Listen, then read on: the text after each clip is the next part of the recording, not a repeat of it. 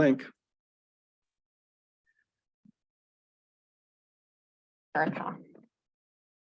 On. Okay, it's close enough to 6 o'clock. It is Monday, the 24th of April, and this is a work session to go over the proposed annual budget for the fiscal year 2024. Finance Director Tao will give a presentation. There won't be any action taken tonight.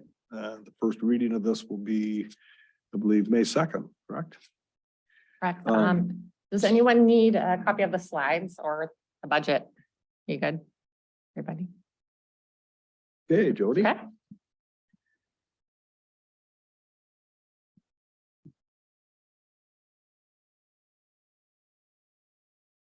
There we go. Okay, so we started this budget process. Templates were mailed out in January. The draft budgets were due from department heads on the 17th of March. The borough manager and myself met with all the department heads between March 20th and April 7th. We went through their budgets. The borough manager made some cuts, about $150,000 worth of cuts. And we also made some changes, moved some expenses that we identified could possibly be moved into grants instead of paying from the general fund. So you'll see those on a later slide. On April 3rd, the school administration gave a presentation of the school district budget. The 13th, the proposed budget was mailed out. Today, we're doing the work session, and if there's work sessions that are wanted later on, we can do that too. We can do one after the first reading of the budget. I'd ask that, we probably get them done before the second reading of the budget, though, if at all possible. Because sometimes one change changes something else. Like, are we going to use reserves? Are we going to increase the property tax? And then the mill rate needs to change. And so sometimes one change affects another change. So just keep that in mind if you're wanting to schedule more budget work sessions.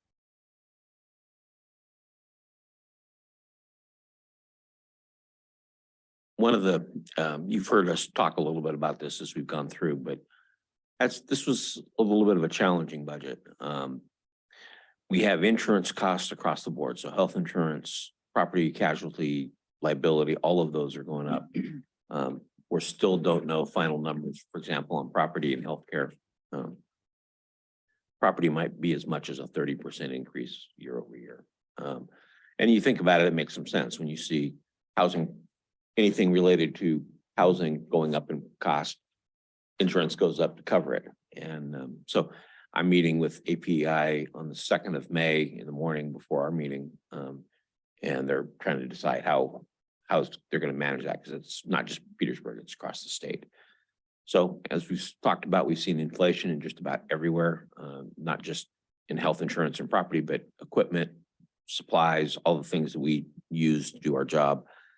State funding is still very uncertain on what they're going to fund and what they're not. It does not look like they're going to, hit the borough too hard this time around, but we're still not sure what they're doing with school financing us. We've had, challenges with open employment, or open positions. It's better now than it was. So we're hoping that continues to be go in our favor, but it's still a challenge for certain positions. Carl, in Power and Light has good luck, but then water, wastewater, very little luck as far as finding good people. So working on it.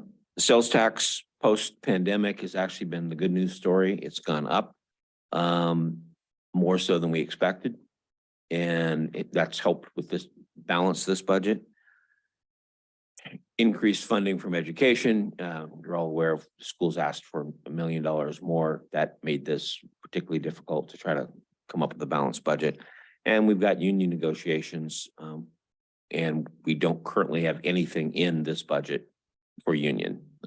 That's something we'll have to come back to the assembly with when we get that far. Just a little bit more specifics on the insurance. We did budget 16% increase in health insurance. The first quote we got, if we continued with ours that we have now, would be a 23% jump. So we're shopping for new health insurance. Yes, that would be, I think, $400,000, which 80% of that would be the borough's costs and 20% the employees. We budgeted 10% for property insurance, liability insurance, and workers' comp.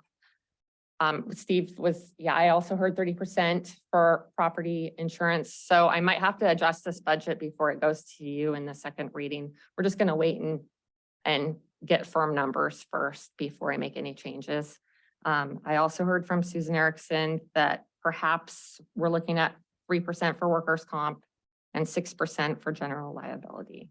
So those are a little bit lower than what we've budgeted, which is good.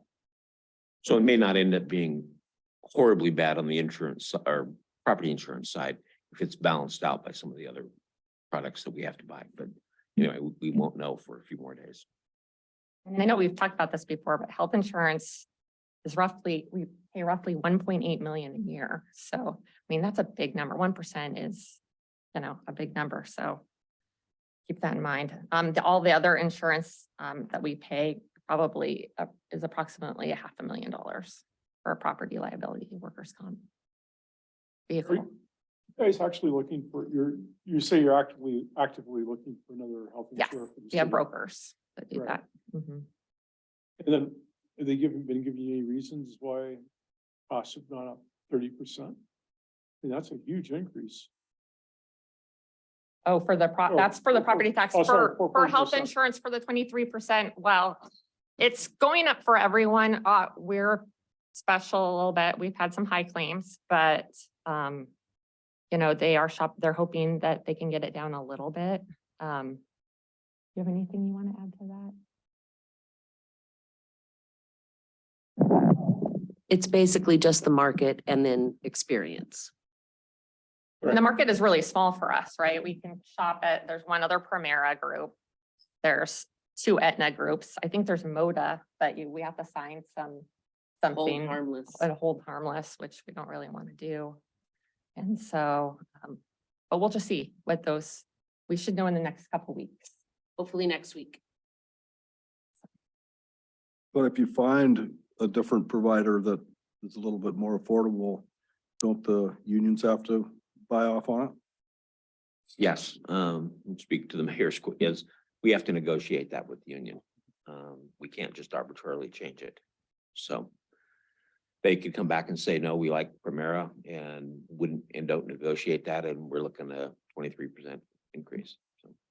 Well, and we really need to look at also, our premiums, our deductibles, we offer the employees $1,000 deductible and a $3,000 deductible. $1,500. Yeah. Sorry, and 3,000. And it's like, well, that $1,500 one is a lot more expensive than the $3,000 one. Do we need to take that one off the table completely? Like the union's definitely not going to like that.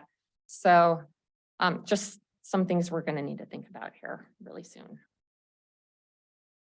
Any other questions? Okay, we're going to start with the general funds. So up on the screen is the proposed fiscal year 2024 proposed expenses for the general funds compared to the budgeted from this current year that we're in and the change.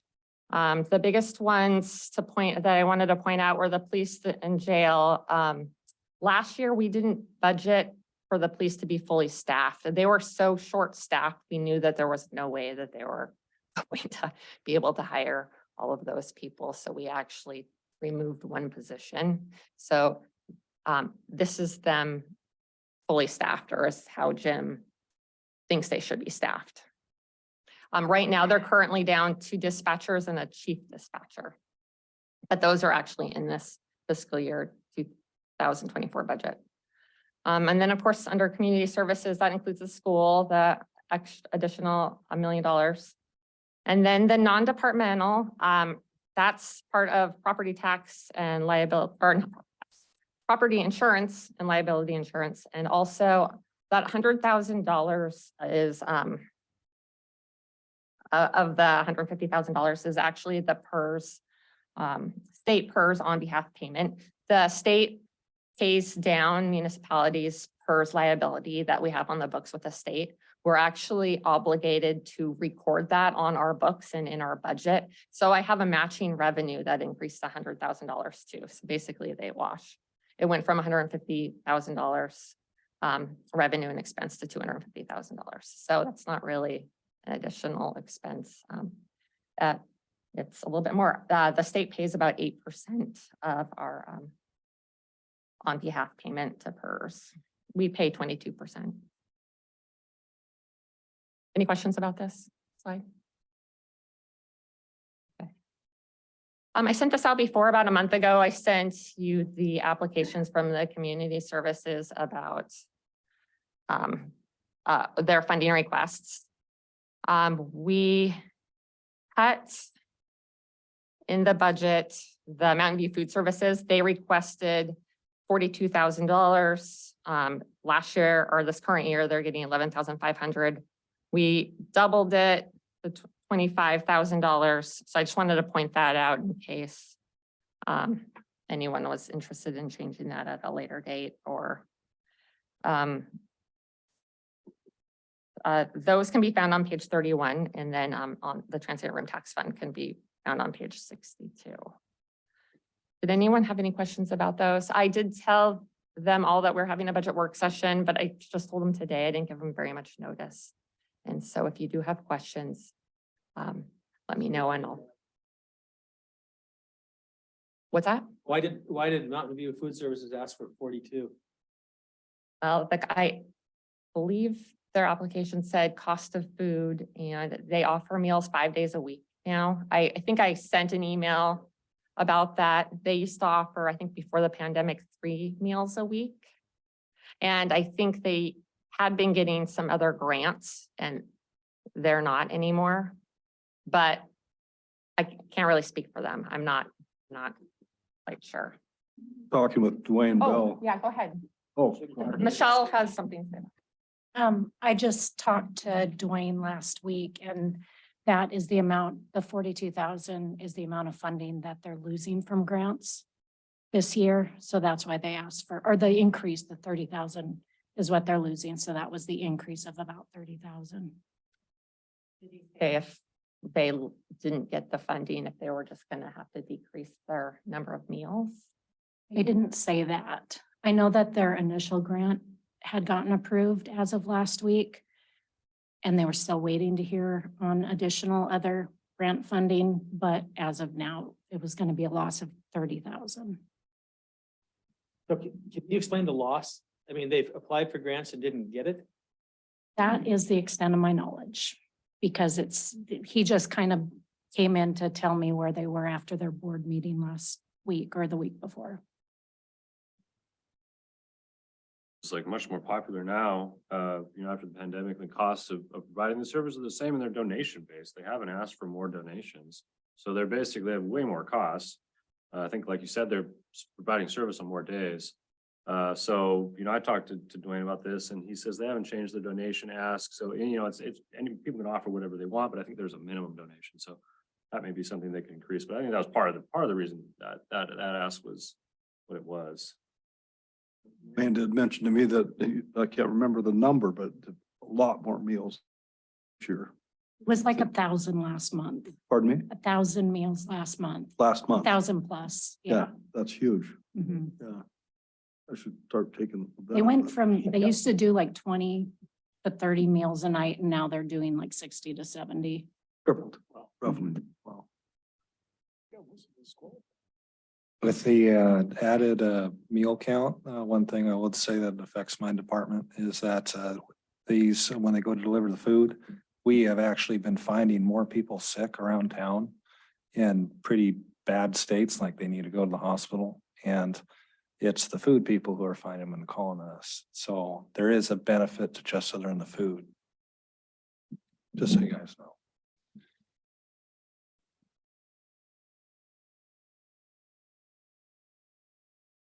So how is the borough paying for the 1.48 million general fund budget increase? So we're going to increase the amount of secure rural schools funds used to 1.1 million, up from 600,000. We're going to use our increased sales tax revenue that we received. property tax revenue and cuts that we made to department budgets. So Secure Rural Schools Fund. This is the fund that we've had for a long time. We try not to spend it down because we are never sure they're going to reauthorize it. They do keep reauthorizing it though, but we had been trying to save it for a rainy day. It's for the school. We think maybe this is the rainy day that we're, saving it for. So we, assuming that the $1.1 million is what we're using of the Secure Rural Schools, and assuming that we're going to get about $600,000 each year for the next 2 years. We estimate that we'll still have at the end of fiscal year 24, a $3.18 million in that fund balance. So there's still a significant amount.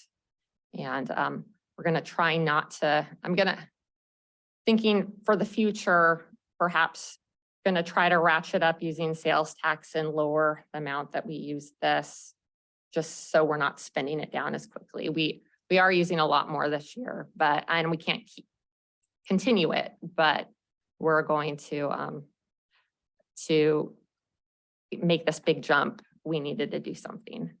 We could use reserves, but this is for the school. You can only use this money for the school. So it makes sense to use. So I yeah. guess it all depends on what the legislature does for funding of schools and how much more the school would get from the state. I mean, maybe we could not give them the whole million through our budget cycle here until June, and then save it a little bit more of the Secure Rural Schools money. If the state gives them 250,000, maybe we only have to give them 750,000 for an example. I guess we won't know that. Well, and the borough does pay the school monthly, so 3 million divided by 12 each, is what we'll pay them each month. So if something significant comes through to the state, we could revisit it with a supplemental or something like that. And I don't know if we have any latest news about the school. Listen to this House Finance Committee meeting today, and it's all over the board. It's really dividend, school funding, capital budget, and what they're going to spend on those three things. And the legislature is back and forth on that. So no real definitive answer. They're getting close to the end, so they're going to have to get together and come up with an answer, but it's really balancing. I think option one was like a $1,200, $1,300 dividend. And with that, no deficit, an okay capital budget and a school funding BSA increase of $680 per student. But then after that, it goes downhill fast with deficits if you increase the dividend. So that's what the legislature is having to deal with. Higher dividend puts the state into a deficit, and also they have to decrease school funding to make it balance. Sales tax, like Steve said, our sales tax has really jumped since 2021 after the end of the pandemic. And it's because of remote sales tax. And I'll have a slide on that next. And then, inflation, that's one benefit of inflation is the tax on the increased costs. So remote sales tax collection in 2020, we got about $100,000. And it's jumped significantly since then to $407,000 in the last calendar year. So yeah, it's really helped us out with our budget and balancing the budget. It really came at a good time. I know there's talks about doing a sales tax, a state sales tax. Do you have the latest on that? Basically, there's not enough time left in the session for them to work out all those details, but the governor actually indicated he would support a state sales tax. But at least unless they go into special sessions, there's not a whole lot of talk of putting a bill together right now. Mechanics for us getting paid that 400 and some odd $1,000. How does that work? So the Alaska Remote Sellers Commission, I think I said that right, They handle it all. The vendors report to them online and they collect it. They charge a fee to us, which you approved when we, approved doing this. We have a separate code for this in our municipal code. And then they pay us monthly electronically and send us a report of who they collected from. We found some, it's a work in progress. Like a lot of the reports, the exemptions aren't broken out. Some of the vendors, 'cause I was trying to see, how many senior citizen exemptions were in this remote. Like, it looks like a lot of the vendors are reporting as other, so it's hard to break things out right now, but I think as time goes by, they'll improve. But they're adding new vendors on all the time. This last year they added on Target, which was big. Just a lot of little ones and people can report to them. You can go to their website and see if a certain vendor is actually remitting to them. And if they're not, and they've been charging a new sales tax, you can let them know and they'll follow up with them. And Tammy in our office that does sales tax, she's on the policy committee and she meets with them quarterly, I believe, and talks about, issues they have and how to streamline things and make it better. And that's pretty interesting. They have quarterly meetings that if anyone's interested, I can send you the link the next time they have one just to listen in on.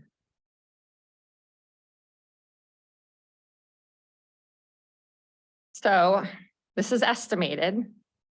The mill rate will go down to 10.84 mils. That doesn't necessarily mean your property taxes are going to go down. If your assessment went up, they could very well still go up. So just keep that in mind. And it's estimated because I don't have the final assessed value numbers. I need the roll to be certified first by the assembly, which I need to get the final roll from the assessors. They were supposed to have it completed today, but I haven't heard anything. So it looks like maybe tomorrow. But it looks like it's going to be around 10.84 mils unless there's a change in, unless the assembly makes a change in the general fund, if they want to lower property taxes and use reserves. I mean, if you want to make cuts, if any significant change could affect this property tax rate. So I'll just keep that in mind. Our general fund balance policy retain unassigned reserves between 4 to 6 months of operating expenses. We're at 7 months, but just keep in mind, we haven't done union negotiations. So, and we didn't budget anything for union negotiations in this current budget, but we're in a pretty good spot right here. 1 month of operating expenses is about $800,000.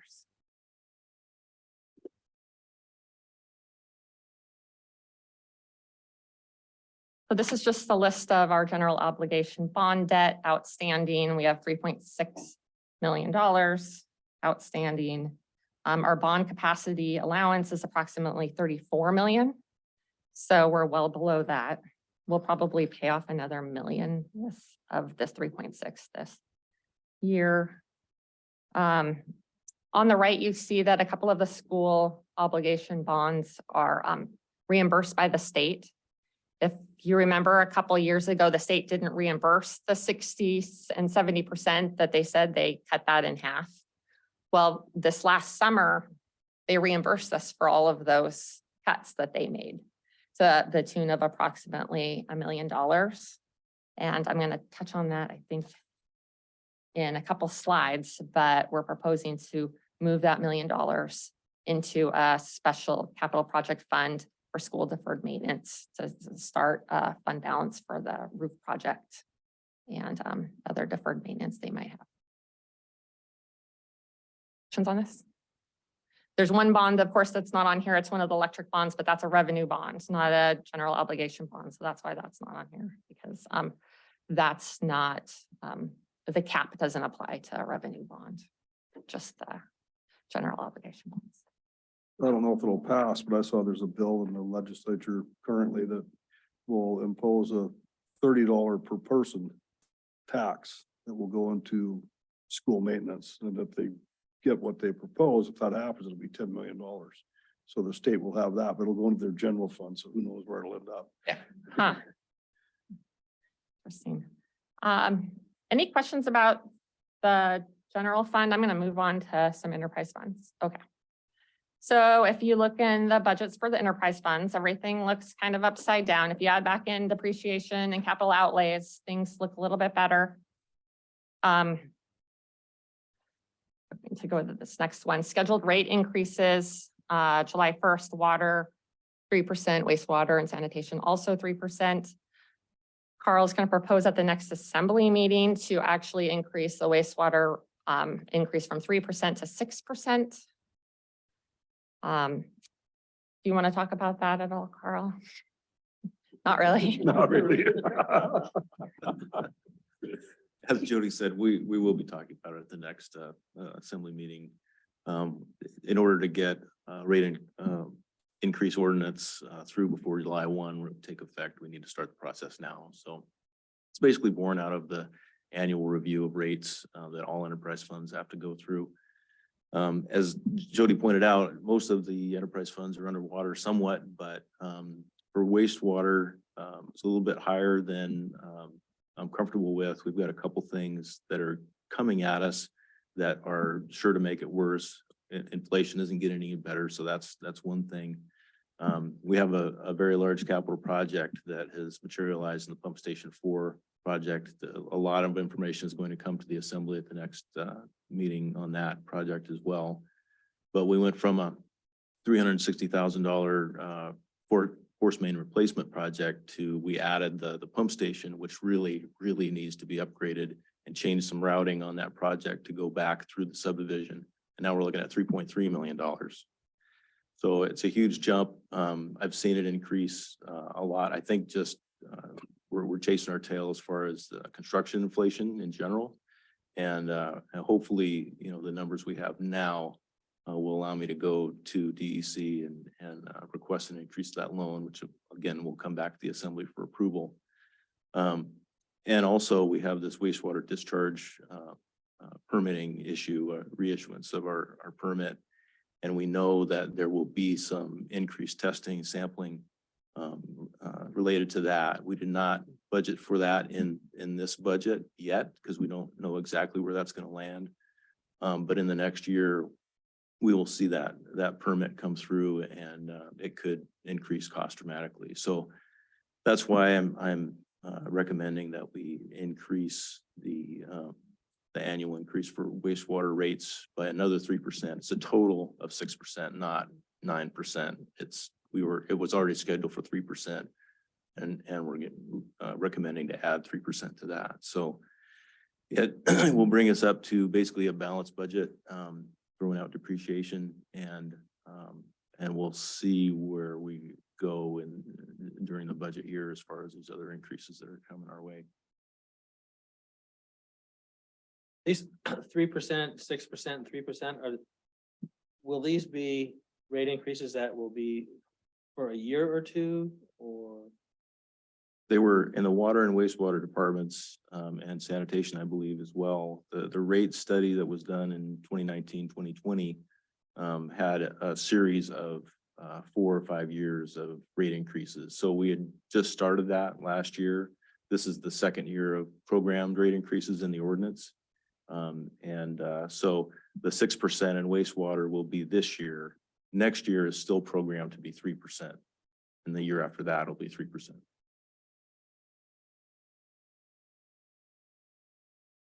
And then, of course, elderly housing rates are set by HUD annually, and assisted living Medicaid rates are set by Medicaid annually. Oh, yep.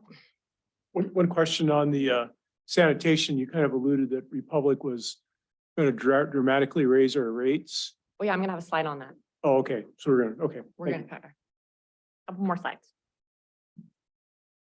New capital projects in the property development fund on page 61. We have budgeted for the community center sewer line repair project.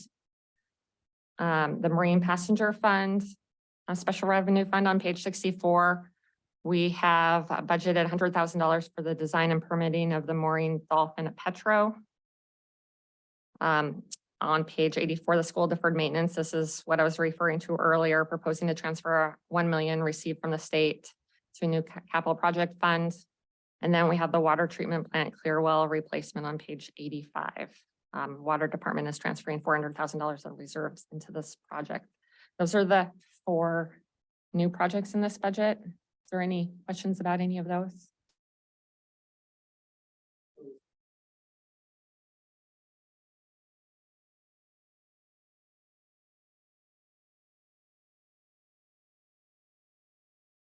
Oh, You guys need to sit forward. so is that money for the roof or does that go into? Well, I'm calling it school deferred maintenance. We don't know if we'll need all of it for the roof or not. The school's gonna put it on their list of capital projects and hopes to possibly get some grant funding for it. And so we'll just wait and see. They don't want to put it on the ballot to, try to get it, GO bonds approved this fall.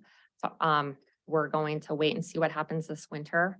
But perhaps, the last time I think did the roof project 15, 20 years ago, it was a package of things for the school, because there might be a lot of little miscellaneous things that just need to be done at the same time that we do one big bond issue for. So that's the title I used instead of just a roof project.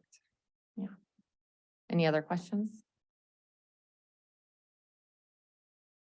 Yeah, one on the community, on fixing the sewer. Do we have firm bids on that? Is that a pretty hard estimate? We don't have any bids on it yet. We just got those biddable documents and we'll be presenting them to the assembly at the next assembly meeting so that we can go forward to get bids. Okay, It's just that was a cost estimate provided by RSA, the engineers that created our documents. okay. I believe there is approximately $800,000 in the property development fund, so we have a little more wiggle room in that fund if we need it. I'm not going to ask Carl to go over these capital projects because they're all old ones unless anyone has any questions about them.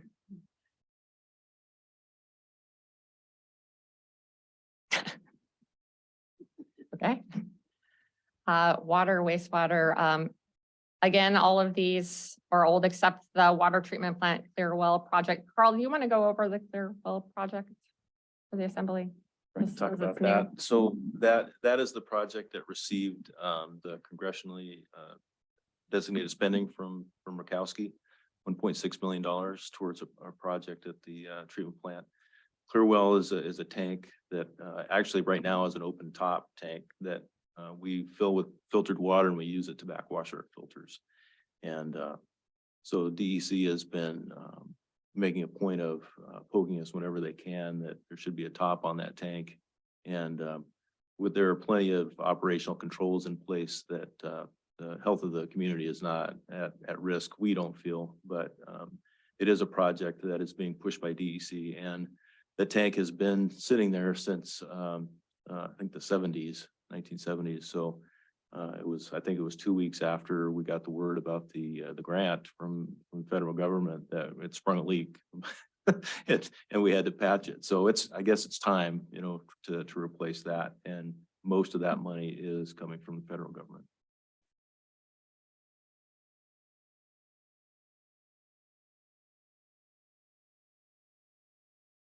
Sanitation.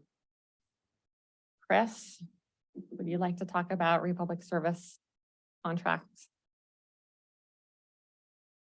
Yeah, so we are at the tail end of a 5-year transshipment and contract with Republic Services, which basically is for transport and disposal of our solid waste and recyclables. We kind of anticipated that there was going to be a significant increase to those rates proposed just based on what we've seen inflation doing the last couple of years.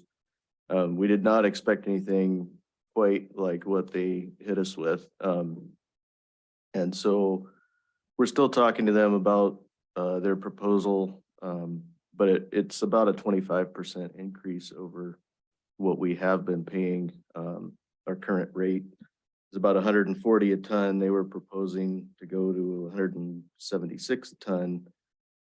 And so that's significant. The disposal contract is one of probably our single biggest expense in the sanitation department. And if these increases can't be mitigated in some fashion, then, we're looking at just with recycling expense, bale disposal expense, over $400,000 out of a total budget of about 1.5 million. So very large part of our cost of operating that department is in the disposal contracts. We have been talking to Wrangle a little bit because their transshipment contract is up at the same time as ours. They're actually getting hit with similar numbers as we are. And so we're talking with them. We've also started talking with the Southeast Alaska Solid Waste Authority to perhaps, put together a group effort to do some negotiation on the part of, a lot of the member communities, which is what Carl went through this process, probably a dozen years ago. And it took a while to get through the process of selecting a hauler and negotiating contract, but it resulted in some very favorable rates for quite a while. And so we're seeing a pressing need to go back to a similar process and try and get some other communities on board to maybe give us a little bit better negotiating power with Republic.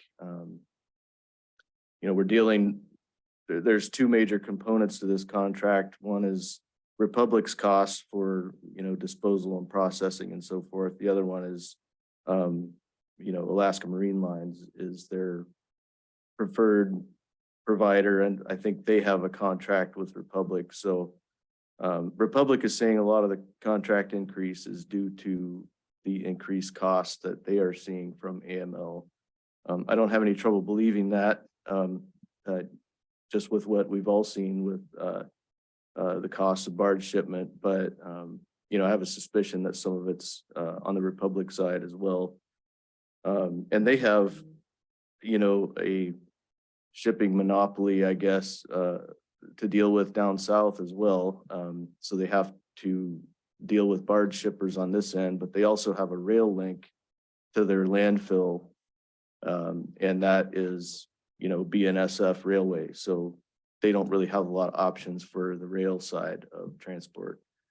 So there's a lot of different pieces to what goes into the rate, and we're working through the process of trying to figure out if we can bring that down in the short term. If we want to send the whole contract out to RFP, which is, that could be an option, although the choice of waste haulers in Southeast is even more limited than what Jody has to choose from in insurance companies. There's basically two, Waste Management and Republic Services. So Republic Services does the vast majority of Southeast. Waste Management, as far as I know, is only hauling for Juneau right now. So Republic does Sitka, Ketchikan, Petersburg, Wrangell, and a lot of other communities as well.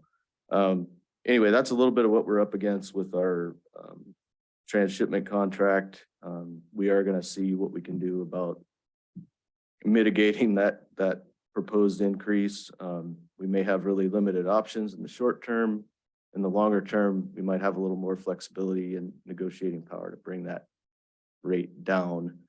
So right now we're just evaluating, do we want to just basically, swallow this cost for a year or two and then try to get together with CSWA and negotiate a larger contract with other communities? Or do we want to try and negotiate a longer contract just of our own, kind of going it alone with Republic and see if we can get the rate down to something more reasonable? So it's a process right now of seeing how, what the best benefit might be in the long run, but in the short term, it's probably going to hurt a little bit. Carl was talking about, some increase to the wastewater rate because of some added costs he has in the wastewater department. And that is certainly something we might look at in sanitation, although we had a really good year this past year and got a lot of extra revenue that we weren't really planning on. So that I guess it's gonna help offset some of this potential cost, at least for a year, maybe give the ratepayers a break before we revisit the rates and say, well, it was gonna be 3%, now it's gonna be 6 or 10 or whatever. So, that was kind of our approach, but, I guess this is the budget process, so that's up for discussion. We're getting a less expensive rate for recyclables. Yeah, it is. It's not, the recyclable value isn't great right now, but it still works out to less than what we're paying for solid waste disposal. And we're collecting, at a lower frequency, so we were able to reduce our number of trucks, kind of cut some costs there. I know, Carl, you looked at it quite a bit 12 years ago or whenever it was about a regional landfill, and there really wasn't much buy-in from other communities, particularly larger communities. If everybody's getting in these huge increases, is it worth another run at that, taking a look at that?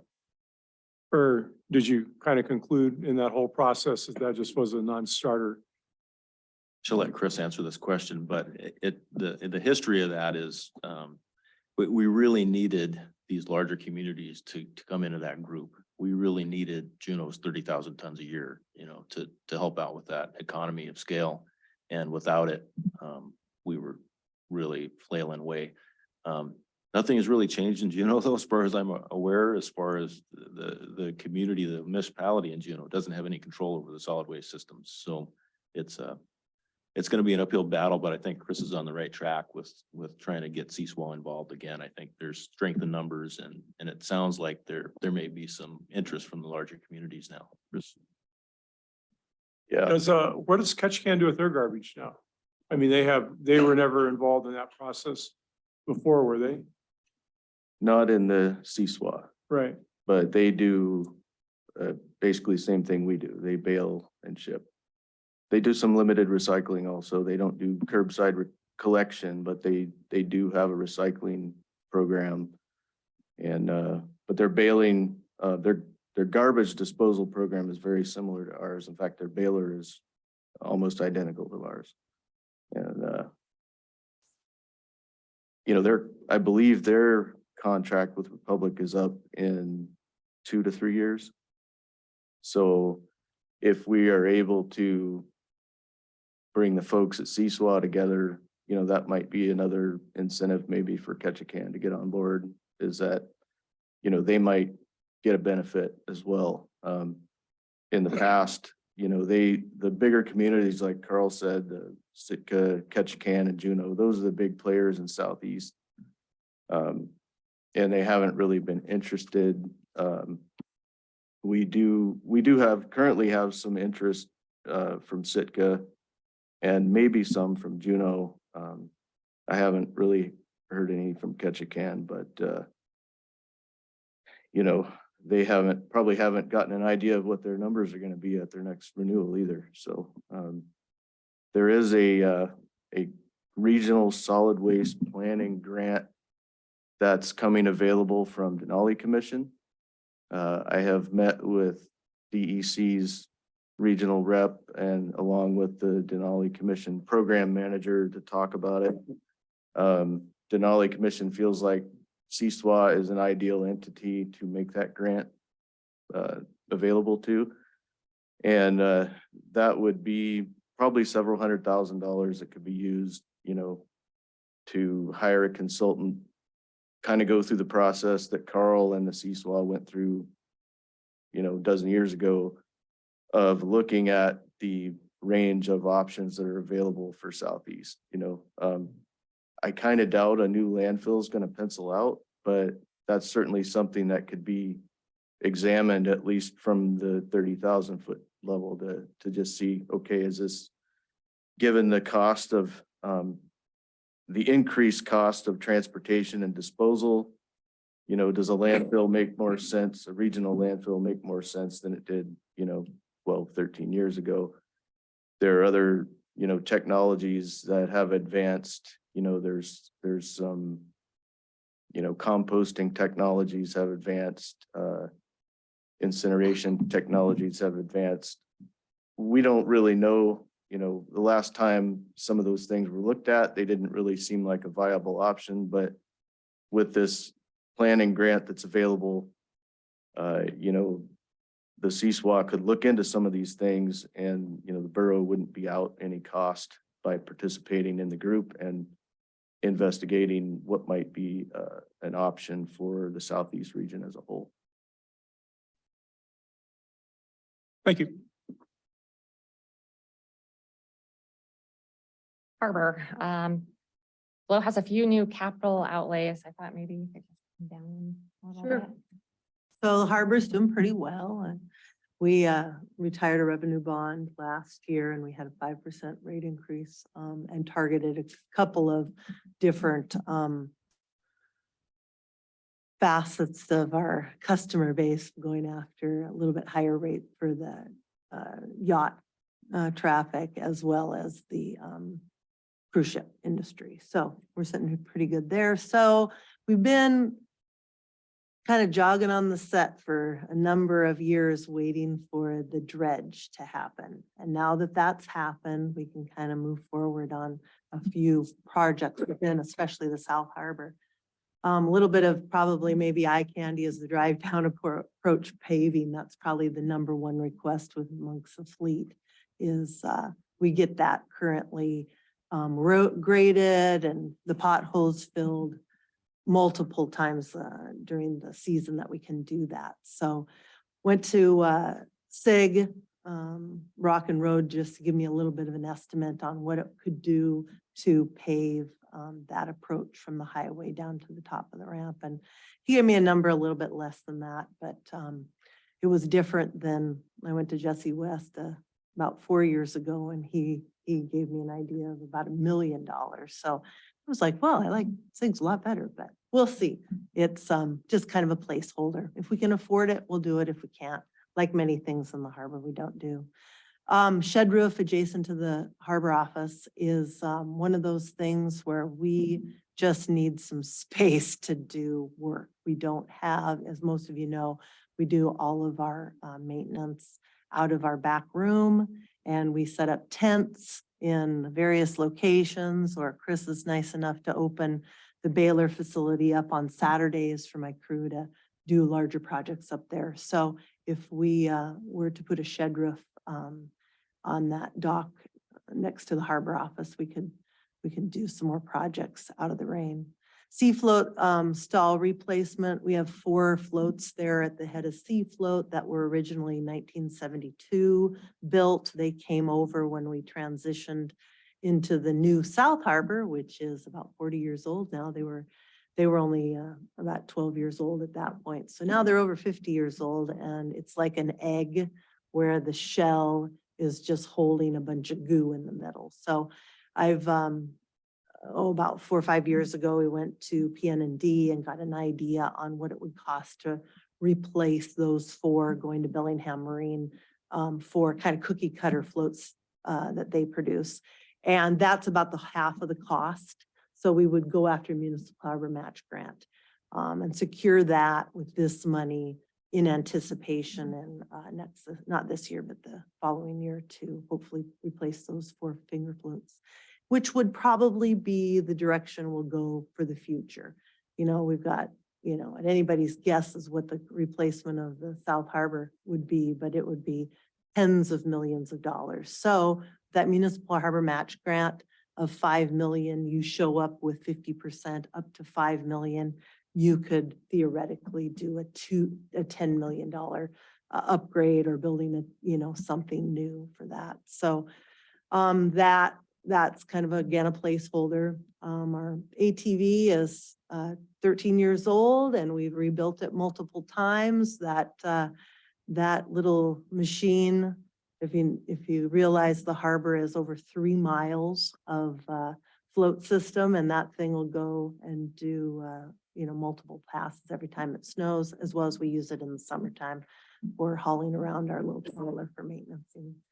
Feasibility study at the Scow Bay, that's again a placeholder. We've got good news from coming from DC and that Senator Murkowski put in on the Corps side. $1.7 million that could go towards this. We also have been talking with the delegation and the Corps if we were to partner with the tribe, PIA or Sea Alaska or one of the native corporations, that number might go far less. It might be zero. So again, a placeholder. Signage, the harbor board is not liking my handmade signage out on the ends of the float. So they'd like us to spruce things up a little bit, especially the no wake signage around the waterfront if we were to do it and make it look a little bit more official. So that's what we'd spend that 10 million on. The South Harbor lighting, that is, parts of it are 40 years old. They're not LED. There's a lot of upgrades that could be done to that. I went to Carl's crew and they talked it over with Carl and said, if you buy the equipment, we'll do the install because it's kind of a shared project. We pay Power and Light for, the electricity and we help facilitate the equipment. So that is a match within the borough. And then South Harbor flotation maintenance. The flotation and the water line and the sewer line, they get a lot of growth built up on those, and they tend to get caught in the current, in the wind, so to speak, down there underwater and do a lot of damage. So this every 3, 4, 5 years, we get somebody in the water to actually swim the entire length and carve off all of those chunks of kelp and things that do a lot of damage if we were just to leave them go. So those are kind of the new things. And again, if they all come to fruition, we'll do it. If not, we'll push them down the line, kick the can down the path, so to speak. So, any questions about the harbor?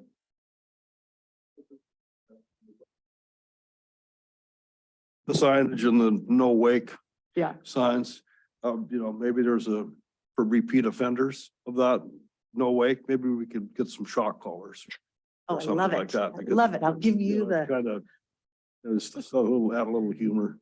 But it's the harbor. pretty annoying. Harbor Board would like you to increase, and you'll see it too on your upcoming agenda. They'd like to raise the price of the tickets from $50 to $200 and put that at the bottom of this fancy new sign. So is all this work you're hoping to do this year? In the next 2 Okay. to 3 years. Yeah. Yeah, a lot of it is, it'll take time. Municipal harbor match grants have to go through the legislative session. So we put in for it, they come up with the number, they do the whole, dog and pony show at the political level. Everybody fights about how much they're gonna give the municipal match grant, and then we get ranked, and then we see if we, can accomplish any of this.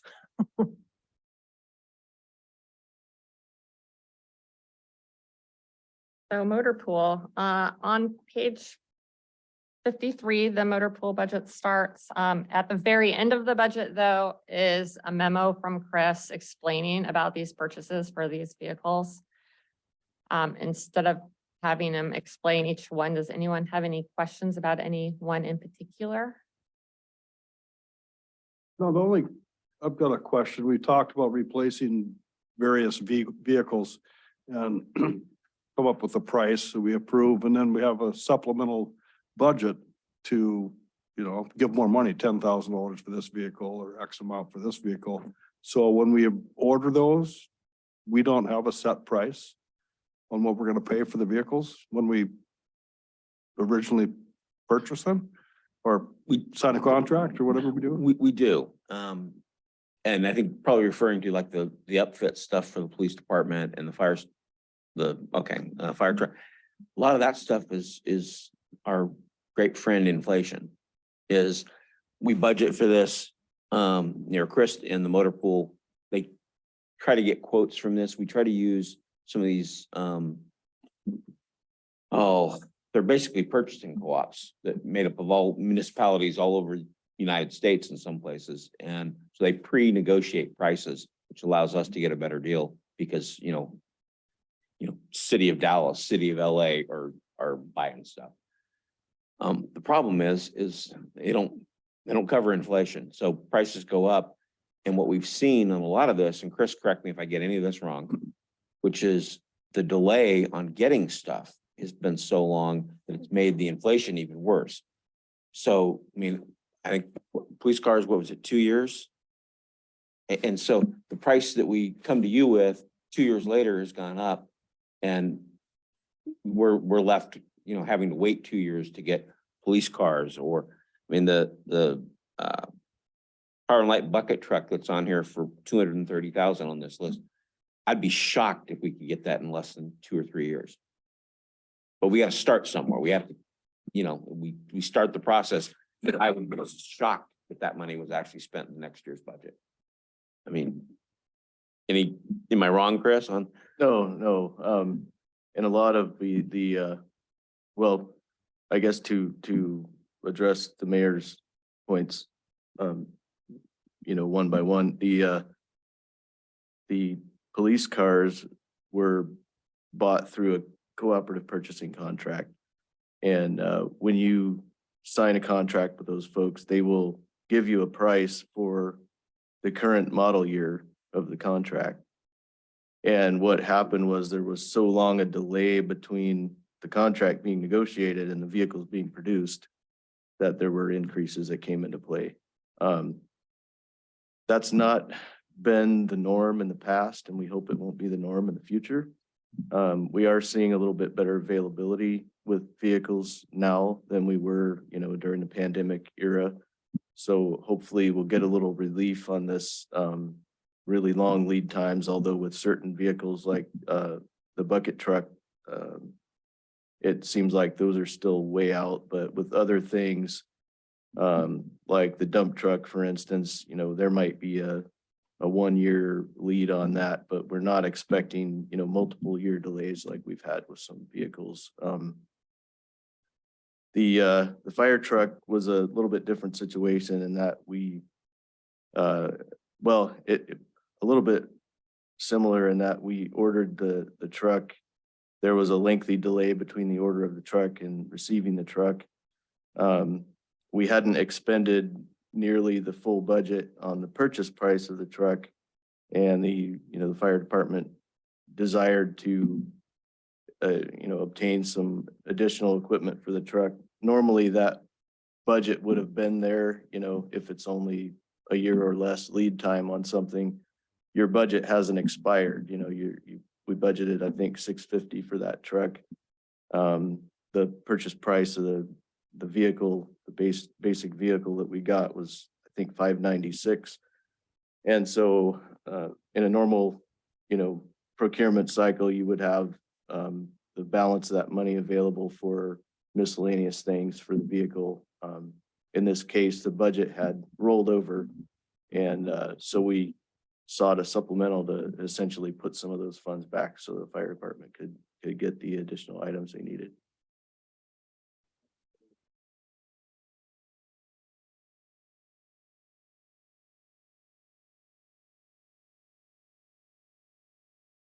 So ARPA grants, I rolled over a few expenses from this year that we haven't spent yet. We could spend them by the end of this year, this fiscal year, so I'm not gonna need them, but these are the new things that we put in there for that first ARPA grant, $75,000 for uninsured COVID tests for PMC. They say that that is about the last of uninsured COVID tests that they have that grants didn't cover, that they couldn't get funding for. $80,000 community gym ceiling. Stephanie, you want to talk about that? Falling. It's falling. falling. Pieces are falling down, some uninvoked and some invoked with a ball, but they're individual tiles and they have started to fall. So we've gotten up there. When the first couple of them fell, my crew, along with the school's maintenance gentleman, came And they moved the man lift around, kind of checked a few of them here and there to see, but they're coming down. So we need to consider replacing that ceiling somehow. They are acoustical tiles, so we'll have to look into how much that's going to cost and what options there are out there. But So we had Yeah. originally budgeted in the property development fund for this, but I moved it to this grant. This grant expires at the end of 2024, so we thought we would just use the remaining of it for that $80,000, just a placeholder. She had no idea how much I it's would gonna not. cost, but at least it'll reserve that amount. I'm sure it'll come back to the assembly at some point if it's more than $75,000 now, right? Yes, we budgeted $60,000 for ambulance power loaders. Aaron, do you want to talk about that? Please. So the age of my volunteer corps is that median age is going up, not going down. But there's two of them in there, would, total $60,000 would sit in the back of the ambulance. And all it does is it picks up the whole weight of the stretcher so you can just slide it in. The idea being that we reduce, the amount of, lifting that our members have to do, make it easier for them, get them stay around longer. So we're not trying to replace as many because they're dropping off fast. As well as there has been a few noted cases where in the course of loading a patient actually has been dropped. Meaning they're strapped to a chair, they can't get out of it, rolls over, and you have to untangle the mess, get them in, and then get them to the hospital, treat them for additional injury. So this is more of a protection / investment in the health of the members and the patient. For the second ARPA grant, that grant writer, $40,000, we left it in there for carryover. We budgeted $15,000 for new assembly room chairs. Debbie was telling me that these ones were how old? Over 20 years, Over 20 years. the audience chairs. they're super not comfortable. Just letting you all know. They're pretty heavy too, actually, toting them around. And then we also budgeted $180,000 for about 45% of the purchase of a new 3D mammogram machine. I do have some information about the machine. The one that they currently have is 2D, and it's getting harder and harder to get replacement parts for it. I hate to have to read this whole thing, but a 3D mammogram is an imaging exam that combines multiple x-rays of the breast to create a three-dimensional image of the breast. This allows physicians to examine breast tissue layer by layer instead of in one flat tissue layer. Basically, it also is more accurate. The 3D the machine finds 20 to 65% more breast cancer than conventional 2D mammograms while reducing callback exams up to 40%. So we put that in there. I also have asked, that we had a resolution at the last assembly meeting that approved a grant for healthy communities, and it involved, there was a couple different things. There was a microscope and a few other things. Well, if communities don't apply by I think today for that grant, they're going to reallocate that money. And I've actually asked them if they would consider funding the other half of this machine.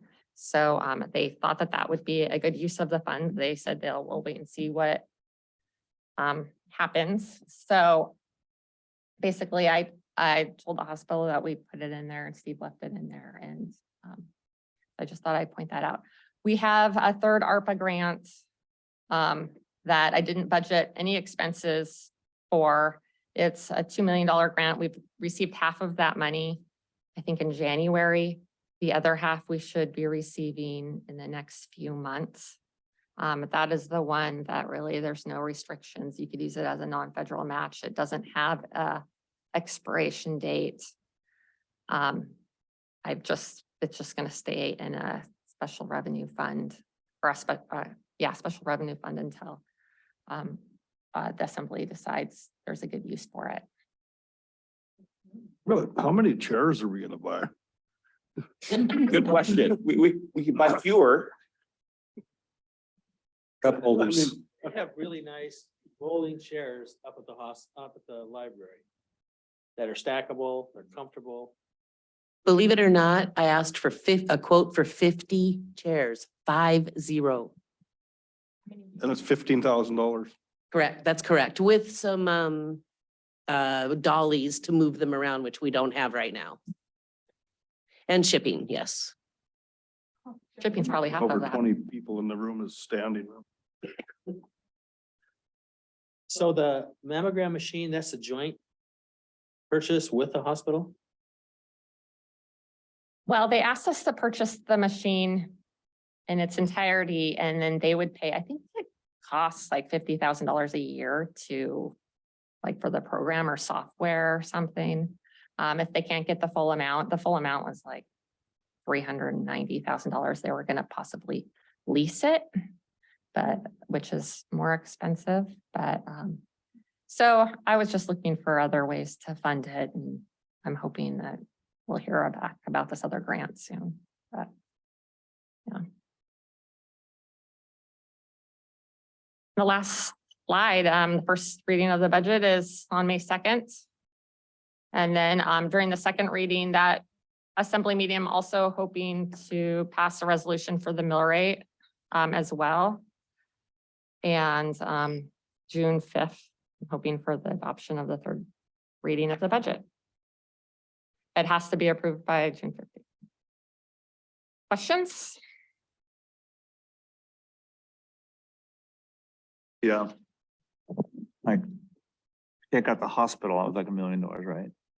So it was over 1.48 million, increase from last year.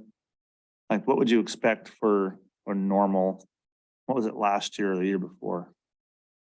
Oh, for the increase of the general fund budget? It looks like it was an increase of about 400,000. This year it's the overall budget that's going up 14%, correct? And isn't like 10% of that? Oh, from your transmittal. Oh, right, yeah. I mean, that was the general fund. And, big part of that is the additional school funding Right, and 10%. and you have, inflation in general, just across the board, everything has gone up. And we talked earlier about, our insurance, health insurance, all of that. And so that's the challenge. So you said before, we talked about this before, but this $1 million request from the school, that might be like every year they're gonna ask for that now. Yeah, they're asking for $1 million more added to what we already give them. And yes, I would assume that would just continue on into the future unless something changes dramatically. So yeah, it's $1 million that once spent is harder to get back. So that will be the total we will be giving them is still under the maximum that we can give them, but will it be $3 million?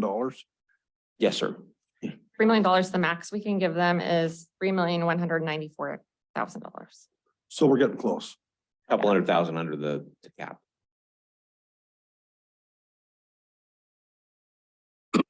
So Jody, I got a couple of questions here.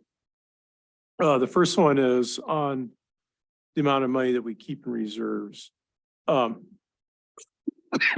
not restricted like the school is in the amount that we can keep in reserve. We can set any number, right? We can. GFOA actually recommends, I believe, between 2 and 4 months, but well, because we live on an island and it's hard to get things cost more. We also support an assisted living facility and subsidize that. The assembly at one point in time passed a resolution to set between 4 and 6 months. Yeah, so. And we have 7, which, the reason why we have 7 probably is because of sales tax. Quite honestly, this last year I only budgeted like 3.2 million and we brought in almost 4 million, so. So there is a little bit of wiggle room there if we had to at this year or some point in the Yes. future. Yep, Okay. yep. So if my math's incorrect, there's like, either if we went down to 6 months, it'd be 700,000 a month, excuse me, 800,000. 800,000, okay. So there is potentially, if necessary, 2.4 million. I'm not advocating that we spend the reserves, but I'm just pointing it out to everybody else so that we do have a high reserve amount. And then you also alluded to that high reserve amount because we haven't factored in anything on the budget negotiations with the unions. And I'm not trying to negotiate for the unions, but I'm sure they're going to ask for an increase. Or they're listening right now. Yes, I'm sure they are. So, and that's partially also your reasoning behind maintaining that 7-month reserve at this point going into next year? Okay, This point, yeah. and then, Well, and I'm sorry if I may, oh, and the union contract is a 3-year contract. So any decisions made when we get that far, we live with them for 3 years. right, and we're at the end of this fiscal year of the contract that we just signed because took so long to get it signed, right? Okay, right, okay. Yeah, it just seemed like we just did it and then okay, right, I understand. And then, on property tax, I know you don't know exactly how much we're gonna get until the final assessed value of all the property is in place. But in the proposed budget, you defined approximately how much money that we need to get out of property tax. The 3,960,000 figure. So that's the ask that this budget's going to require that we get out of property tax. Just so I'm understanding that correctly. Okay. And then further down on that same page under revenues, there's called an interfund transfer. What is an interfund transfer? It's on page 22 of the budget. You have an interfund transfer of $1.1 million. Oh, so that is transferring $1.1 million from the Secure Rural Schools Special Fund into the general fund, and it's from the general fund that we pay the school out of. So that's where you're getting the money that we're going to get this year from Secure Rural Schools, and this extra 700,000 we're taking out of the Secure Rural's fund to get to that number. We're taking an additional $500,000 of Secure Rural Schools than what we normally take. We normally take, this year, we took $600,000 out of the Right. Secure Rural Schools. And next year, we're proposing to take 1.1 million. Okay.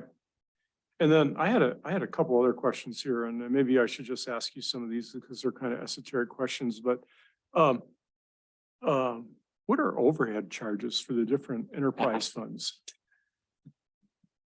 Go So, ahead, yeah. well, they pay for part of general government. We do their utility billing for them. The general fund does. The accounts payable, is in the finance department. We pay their bills.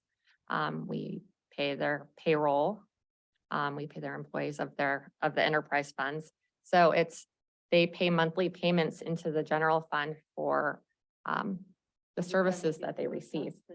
Yeah, and it's a deal. You guys get a deal. So in a sense, the utility funds are paying a fee for the services provided by the general fund. So That's part what I of said. Jody's salary, part of her department, the fact that we do payroll for everybody, that it's basically charging.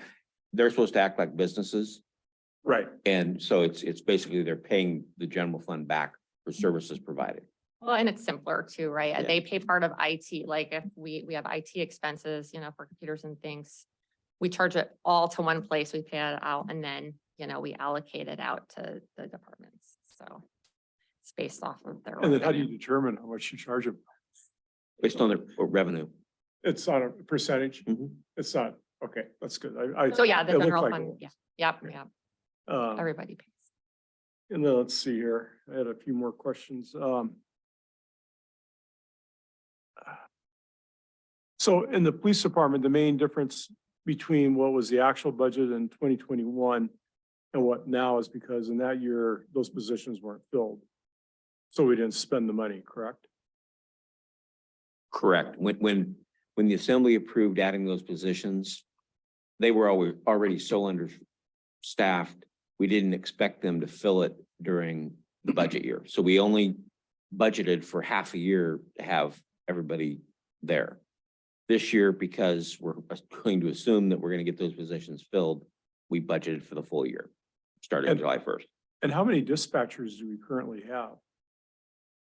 Oh, 3. I got that right? Yeah, They were advertising in the paper for, yeah, I think it's 3 total dispatchers. One is the, not chief. I get the term, wait a minute. Support services manager? Yeah, one of them is the supervisor of the dispatchers and then 2 regular dispatchers. All 3 of them work in dispatch along with our police captain, actually. Yeah, we have the chief dispatcher that's open. We have 2 other open dispatcher positions, and then we have 3 that are filled. Still down 3, what you call dispatcher positions. And I have a question on the salaries for the jail. Are those considered dispatchers or corrections? That's They're considered both.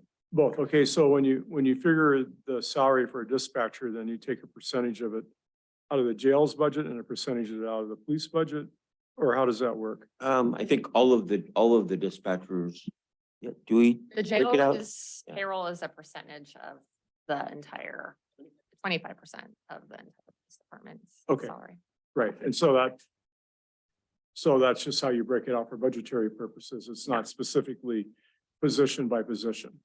Okay. Yeah, and then we And the- report that to the state every quarter.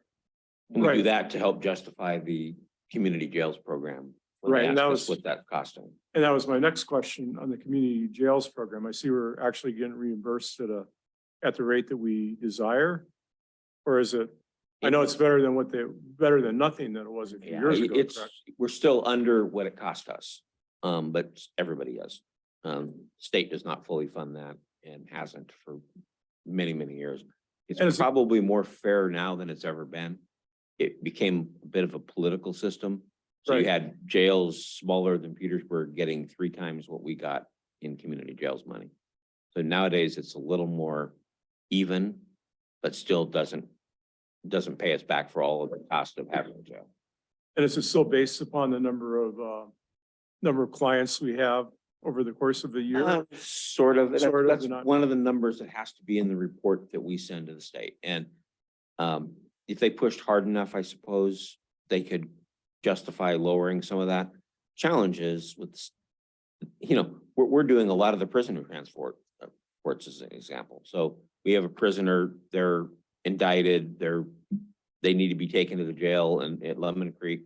The state routinely has us do the transport for them. So we have to pay the wages of the officer that flies up and flies back Right, down. they pay for the transportation cost, but they don't pay for the wages.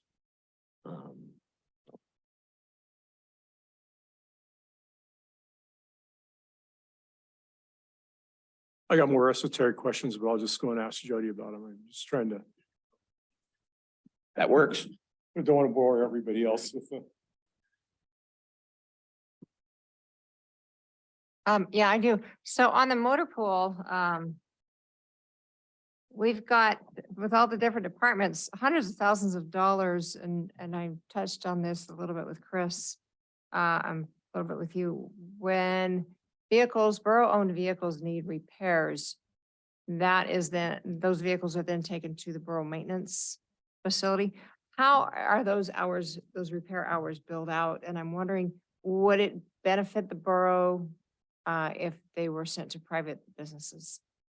Speak to most of that, and then Chris, again, jump in. So you're right.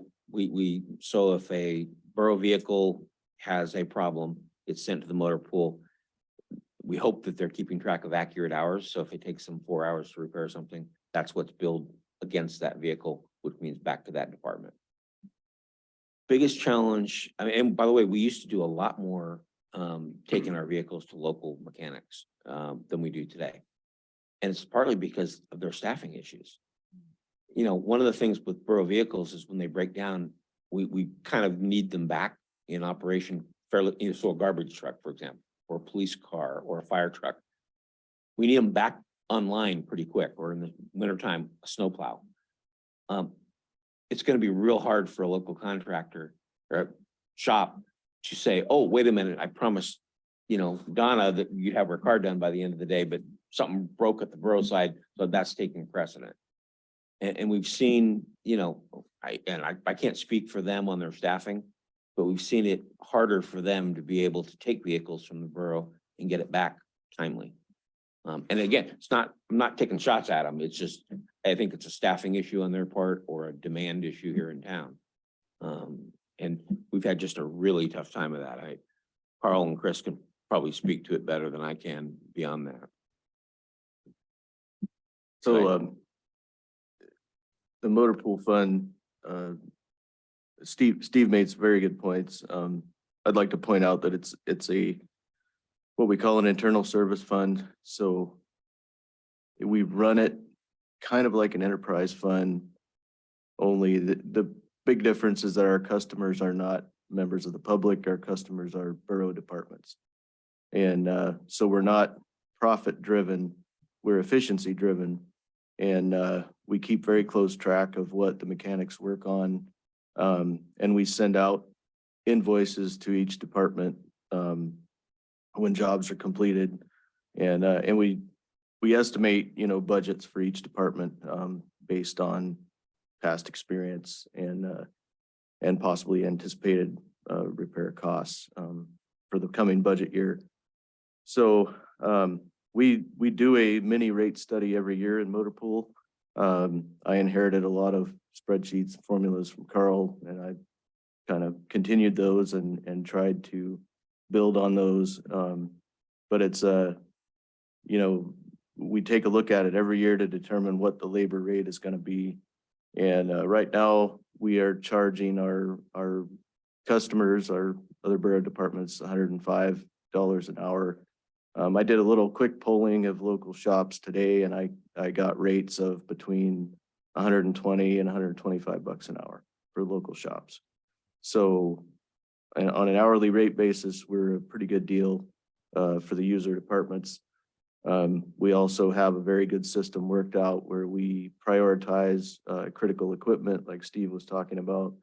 If we have an ambulance that needs even preventative maintenance, we put that in the front of the line. We try to minimize the downtime of that piece of equipment so that its time out of service is as little as possible.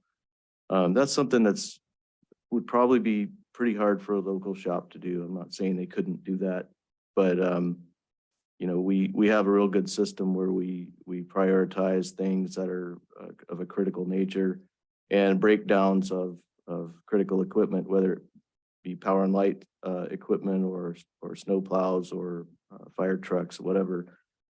So there are a lot of advantages we feel in I guess doing things in-house the way we've been doing, and we do take a very close look at what we charge every year, and we adjust that labor rate accordingly. So we make an effort to keep costs down.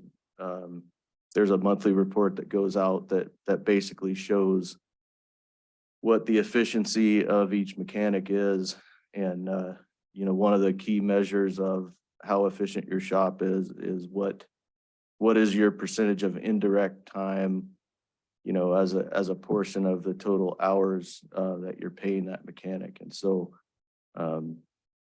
we're consistently under 20%. A lot of times we're under 15%, and that's pretty good numbers. That's where you want to be for a shop. I think that's very similar to what other motor pools in other places, try to operate with, is that 15%, is kind of ideal. You're going to have somebody out on vacation periodically or out sick or, cleaning up the shop, things you can't really charge out, but we do try to keep a really close eye on that time and try to minimize that time so that we're maximizing the productivity of each of those guys. We track that stuff, really closely. So, Well, and I can tell you, if we had a local shop that wants more business from the borough, come and go talk to Chris. I mean, it's, well, because you've heard enough about, but, we've got some, basic vehicles that, oil changes and brake things that are less critical, vehicles that are less critical. I mean, I think we would be happy to allow another shop to do that. But again, the impression we get is that they're just overwhelmed. I mean, somebody gets that squared away and they want more business, go talk to Chris and we could probably help them out. It's just, I'm not being facetious. It's just really, it's a, we see the cars lined up for Petersburg Motors and it's like, man, it's hard to ask them. I mean, we have a hard time asking them to do towing for us. And they're the only game in town, yet we can see how busy they are, anyway.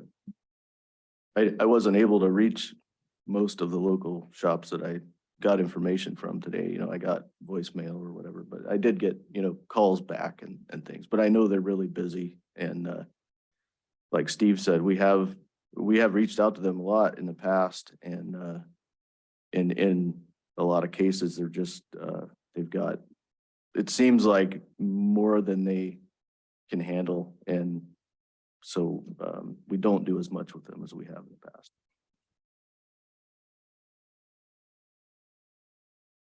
So this is kind of a developing document because we still have like labor negotiations.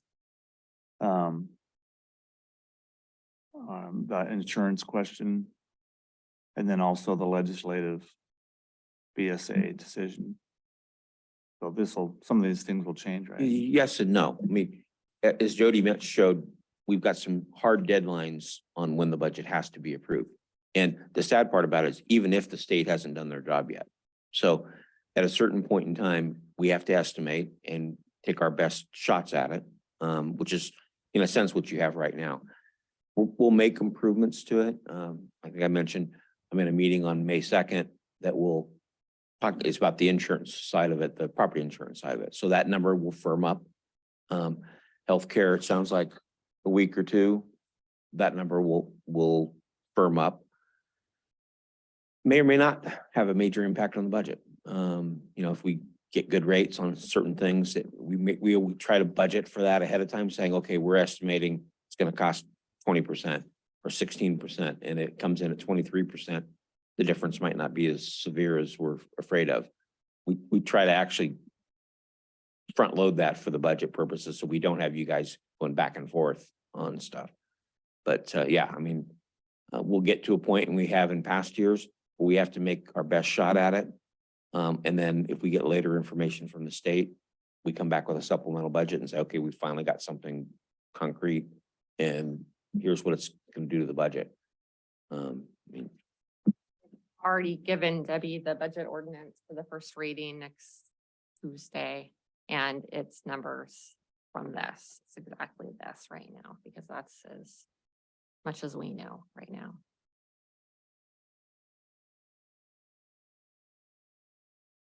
On page 34, under the non-departmental.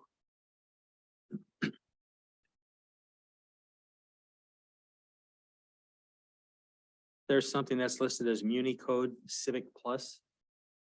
yeah, What is that? our website and the system that Debbie uses. Yeah, so it's what creates your agenda. It runs our website. It's, it's all of that. Below that, there's a line item for contingency of 15,000. What is that? I know Exactly what it it's sounds like. just money Yeah. hanging around. We used to have enough flexibility to put a bigger number there. And what that does is it, things that just are unexpected, and we could move that around in the general fund. So if we had a police car go belly up or something, or, need major work, we had money, sitting there. Clearly, we don't have a lot of room to put a big contingency anymore. On page 58, under Special Revenue Fund.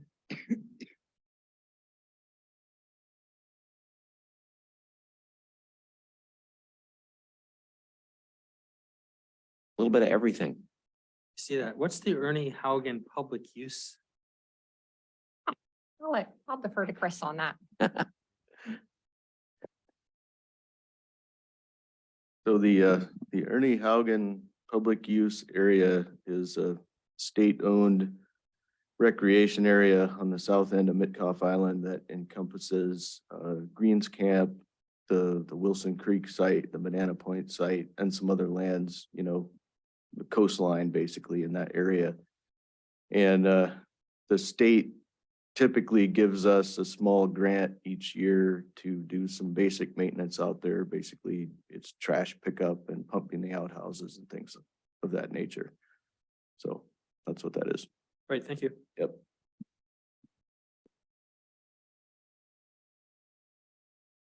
Questions of the administration?